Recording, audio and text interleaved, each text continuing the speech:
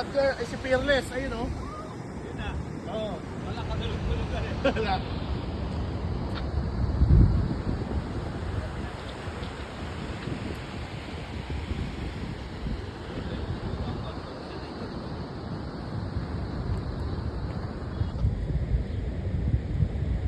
Exciting to. Exciting.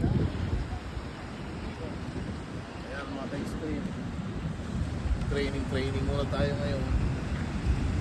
Sana tuloy-tuloy ang Cargill preparation natin in the future.